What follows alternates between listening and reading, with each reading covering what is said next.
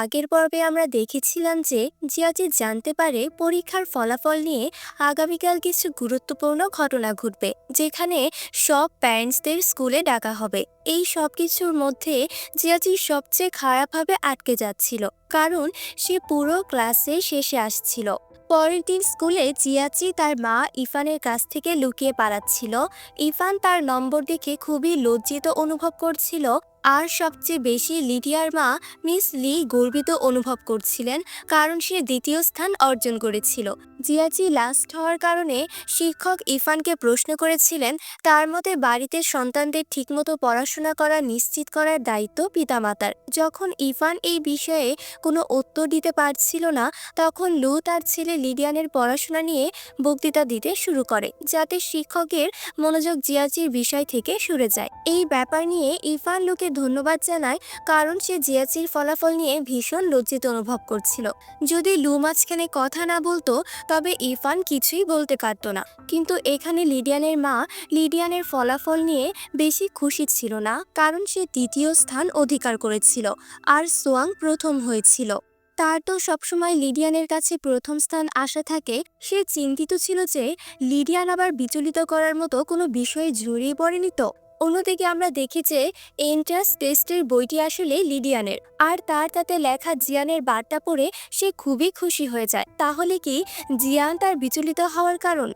এটা তো আমরা পরেই জানতে পারবো। অন্যদিকে জিয়াচি জিয়ানকে জোর করে তার বাড়িতে নিয়ে যায়, যাতে তার মা রেজাল্ট নিয়ে তাকে বকাঝকা না করতে পারে, এবং জিয়াচির প্ল্যানও সফল হয়। তারপর সে টিউশন নেওয়ার অজুহাতে জিয়ানকে তার রুমে নিয়ে যায়। সেখানেই জিয়ান জিয়াচির পরীক্ষার উত্তরপত্র খুঁজে পায় এবং জিয়াচির কাছ থেকে জানতে পারে যে ইচ্ছে করেই সে অনেকগুলো উত্তর ভুল লিখেছে, যাতে সে বেশি নম্বর পায় এবং তার অবস্থানের চেয়ে উপরে চলে যায়। এসব দেখে জিয়ানের মনে একটু সন্দেহ হয় যে জিয়াচি শিকে পছন্দ করে কিনা, কিন্তু সে এই বিষয়ে খুব বেশি চিন্তা করে না। পরের দিন জিয়ান আবার লাইব্রেরিতে নিজের বই খুঁজছিল, কিন্তু সেটা সে আজও পেল না।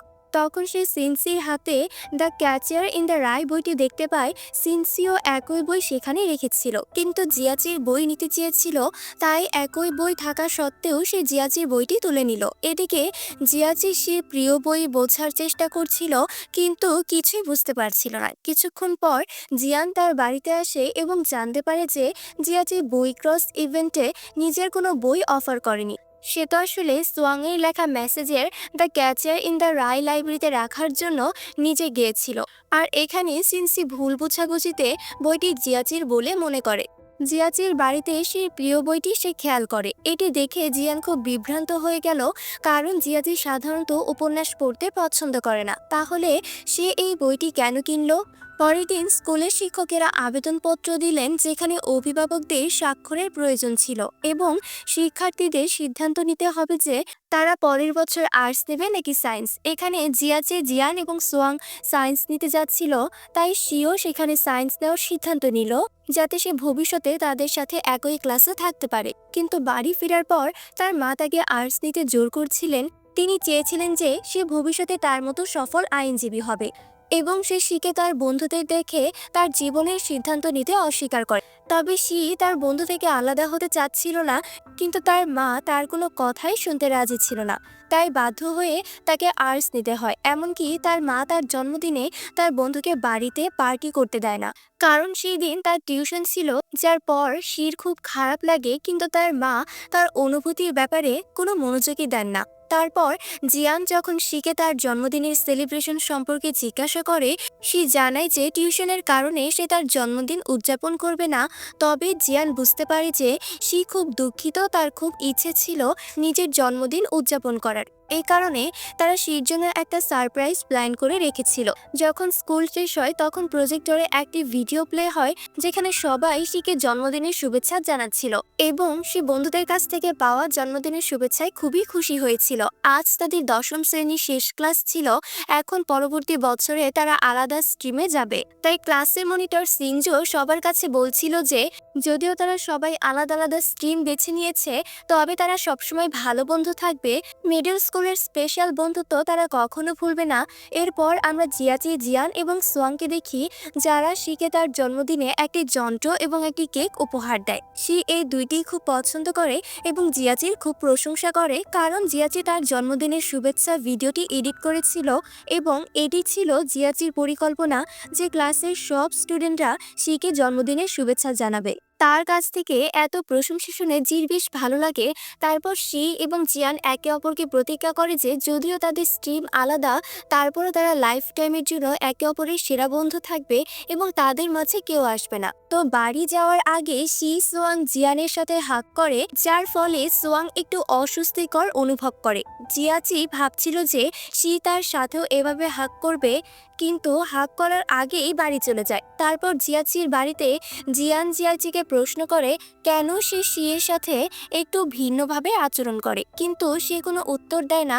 এজন্য জিয়ান তাকে ভালোভাবে পরীক্ষা দিতে পরামর্শ দেয়, কারণ এখন শি যদি তার ক্লাসে না থাকে তাহলে তার সামনে এগিয়ে যাওয়ার প্রয়োজন। কিছুদিন পর স্কুলে ছুটি চলছিল। ছুটির সময় স্কুলের কর্তৃপক্ষ সবাইকে একটি ট্যুরে নিয়ে যাওয়ার পরিকল্পনা করেছিল, তাই জিয়ান শিকে ফোন করে তাকে ট্যুরে আসার জন্য বলে, কিন্তু শি সেটা প্রত্যাখ্যান করে, কারণ সে আগে থেকেই জানতো যে তার পিতামাতা কখনোই তাকে ট্যুরে যেতে দেবে না। তবে সেদিন স্কুলে ট্যুর ছিল, কোনোভাবে সে তার মাকে বোঝায় এবং বাসে চলে যাওয়ার সিদ্ধান্ত নেয়, যার কারণে সে সোয়াংয়ের সাথে সময় কাটাতে চেয়েছিল এবং সে ভেবেছিল যে যদি সে অনুপস্থিত থাকে তবে সিনজি সোয়াংয়ের কাছে না এসে পড়ে, তাই সে তাদের সাথে ট্রিপে এসেছিল। এটা জানার পর জিয়ান জিয়াচি খুবই খুশি হয়েছিল, কিন্তু বাসে জিয়ান এবং সিনজি একসাথে বসেছিল এবং তারা দুজন অনেক হাসাহাসি মজা করছিল, তাই শিকে একা বসতে হয়েছিল এবং তার খুব খারাপ লাগছিল। পরে যখন তারা হোটেলে পৌঁছায় তখন শিক্ষক শিকে তার সিঙ্গেল রুম দেয়, কিন্তু শি যাতে একা থাকতে না পারে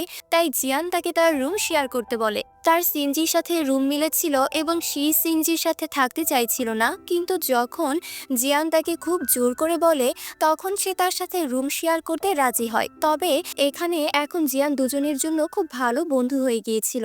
এজন্য শি এবং সিনজি সবসময় জিয়ানকে তাদের নিজেদের সাইডে রাখার চেষ্টা করত, যা জিয়াচি ও সোয়াং লক্ষ্য করেছিল।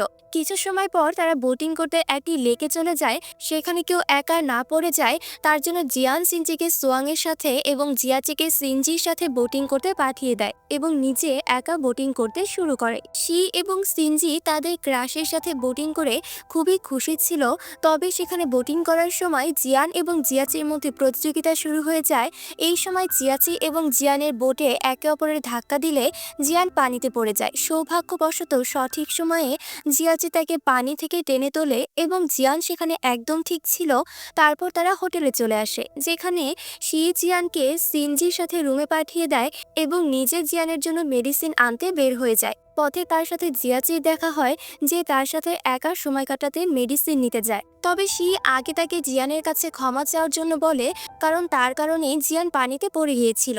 জিয়াচি তার কথা মেনে জিয়ানের কাছে যাচ্ছিল, তখনই সে লক্ষ্য করে যে শি তাকে তার সাথে যেতে নিষেধ করেছিল, কিন্তু সে সোয়াংকে মেডিসিন আনতে তার সাথে যেতে বলছিল, যা জিয়ানের কাছে বেশ খারাপ লাগে। সে যখন একা বসে এই ব্যাপারে ভাবছিল তখন সে বুঝতে পারে যে শি সবসময় সোয়াংকে পছন্দ করত।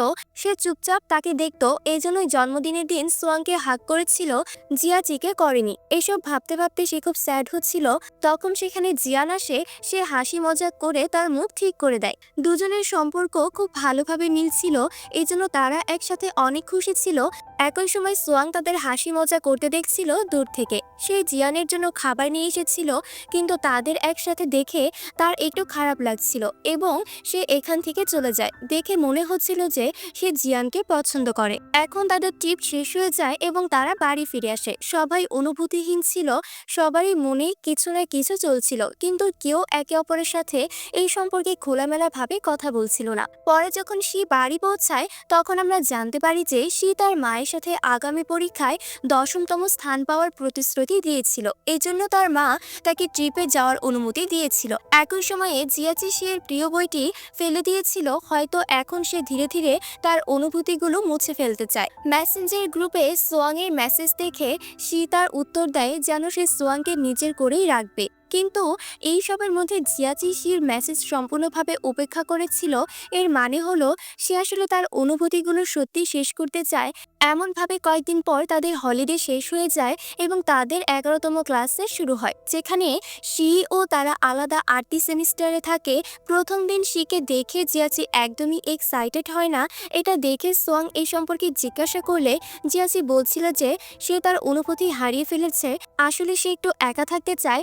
এরপর তারা সবাই তাদের ক্লাসে চলে যায়। তবে যখন ক্লাস শেষ হয়ে গেল, শি এবং জিয়ান ক্লাস থেকে দৌড়ে বাইরে এসে একে অপরের সঙ্গে দেখা করত। দুজনেই সেরা বন্ধু ছিল এবং একে অপর থেকে দূরে থাকতে পারতো না। তারপর সেই দিন সিনজি ক্লাসে একটি ট্যালেন্ট শো ঘোষণা করে, যা তাদের স্কুলে অনুষ্ঠিত হতে যাচ্ছিল এবং যেখানে সব ক্লাস একে অপরের বিরুদ্ধে প্রতিযোগিতা করবে। তাদের ক্লাসের ট্যালেন্ট শোর জন্য নাচ বেছে নিয়েছিল, কিন্তু সোয়াং একদমই নাচতে জানতো না, তাই সে অনুশীলন করতে চাইছিল না। কিন্তু জিয়াচি এবং অন্যরা সোয়াংকে এতটাই জোর করে যে তাকে অংশগ্রহণ করতে রাজি হতে হয়। কিন্তু অনুশীলনের সময় সোয়াং এবং জিয়ান খুবই খারাপ নাচ করছিল, তাই তারা নিজেরাই গ্রুপ থেকে আলাদা হয়ে যায়। তারা চলে যায় যাতে তাদের কারণে পুরো গ্রুপের নাচ খারাপ না হয়। ঠিক তখনই সে সেখানে আসে আর জিয়ান তার সঙ্গে কথা বলতে শুরু করে। সেই সময় সিনজি জিয়ানকে ইংরেজি কুইজ পেপার তার ডেস্ক থেকে নিয়ে গিয়ে শিক্ষকের কাছে জমা দিতে বলে। এটা দেখে সে খুব রেগে যায়। তার মনে হচ্ছিল যে সিনজি জিয়ানের সঙ্গে চাকরের মতো আচরণ করছে। সে জিয়ানকে এই কাজটি করতে বানা করে, কিন্তু জিয়ানের বক্তব্য ছিল যে সিনজিও তাকে অনেক সাহায্য করে, তাই সেও তাকে সাহায্য করতে চায়। এটা শুনে সে তার সঙ্গে খেতে যেতে বলে। জিয়ান তার সঙ্গে যেতে চেয়েছিল, কিন্তু প্রথমে সিনজির কাজ শেষ করা জরুরি ছিল। এই কথা শুনে সে রেগে গিয়ে চলে যায়। এরপর তাদের ক্লাসের একটি মেয়ে আর্টস স্ট্রিমে ট্রান্সফার নিয়ে নেয় আর আর্টস স্ট্রিমের একটি মেয়ে তাদের স্ট্রিমে ট্রান্সফার হয়ে যায়। কয়েকদিন ক্লাস করার পর তারা বুঝতে পারে যে তারা এই স্ট্রিমের জন্য উপযুক্ত নয়। তাদের ক্লাসে যে নতুন মেয়েটি আসে, জিয়ান তাকে আগে থেকেই চিনত। সে যে দোকান থেকে জিনিস কিনতো, সেই দোকানে মেয়েটি কাজ করত। জিয়ান তার সঙ্গে কথা বলে এবং বন্ধুত্ব করার চেষ্টা করে, কিন্তু মেয়েটি জিয়ানকে সম্পূর্ণ উপেক্ষা করে এবং তাকে চেনার অস্বীকার করে। এরপর জিয়ান লক্ষ্য করে যে সেই একই প্রশ্ন সিনজি এখন সোয়াং এর সাহায্যে সমাধান করছে, যা জিয়ান তাকে আগের দিন বুঝিয়ে দিয়েছিল। এতে জিয়ান ভাবে সে তাকে ভুল শিক্ষা দিয়েছিল এবং এখন সঠিক ধারণাটি সোয়াং এর কাছ থেকে সে শিখছে। ধীরে ধীরে তাদের মধ্যে পড়াশোনার প্রতিযোগিতা বাড়তে থাকে, তাই সবাই একে অপরের কাছে মিথ্যে বলতে শুরু করে। এই পর্যায়ে জিয়ানের খুব বেশি শির কথা মনে পড়তে থাকে, তাই সে স্কুলের পর শিকে স্ট্রিট ফুড খেতে যাওয়ার জন্য আমন্ত্রণ জানায়। সে রাজি হলেও নির্দিষ্ট জায়গায় পৌঁছায় না। জিয়ান সেখানে অনেকক্ষণ যাবৎ অপেক্ষা করছিল। তার ফোনের ব্যাটারি শেষ হয়ে যায়, সে শিকে কলও করতে পারে না। অন্যদিকে জিয়াচি এবং সোয়াং জিয়ানের জন্য খুব চিন্তিত হয়েছিল, কারণ সে এখন পর্যন্ত বাড়ি ফিরে আসেনি। তার ফোনের ব্যাটারিও ডেড হয়ে গিয়েছিল।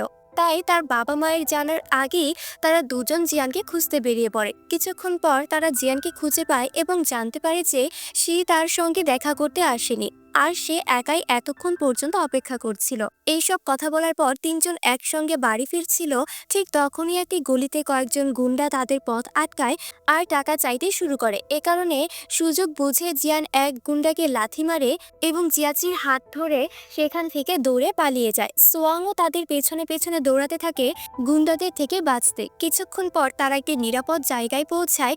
এই দৌড়ানোর মধ্যে জিয়াচির পা মুচকে যায়, তাই সোয়াং তার জন্য ওষুধ আনতে যায়। সোয়াং চলে যাওয়ার পর জিয়াচি জিয়ানের উপর রাগ করতে শুরু করে, কারণ দৌড়ানোর সময় জিয়ান এত জোরে তার হাত ধরেছিল যে তার নখের আঁচড় উঠে গিয়েছিল। তখন হঠাৎ জিয়ান বলে ওঠে যে সে জিয়ানকে হারাতে চায় না, তাই এত শক্ত করে হাত ধরেছিল।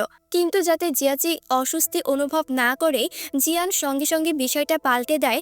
জিয়ান বলে যে সে ভয় পেয়েছিল যে জিয়াচি হয়তো গুন্ডাদের সঙ্গে লড়াই করতে যাবে, তাই সে হাত ধরে দৌড়ে পালাচ্ছিল। কিন্তু বাড়ি ফেরার পর জিয়ান নিজেও বিভ্রান্ত হয়ে পড়ে, সে শুধুমাত্র জিয়াচির হাতেই কেন ধরেছিল। এটা কি এই কারণে যে সে তাকে ভালোবাসতে শুরু করেছে? তো বন্ধুরা, যদি আপনাদের জিয়ানের এই অনুভূতি সত্যি মনে হয়, তাহলে ভিডিওটি লাইক করুন এবং চ্যানেলটি সাবস্ক্রাইব করতে ভুলবেন না।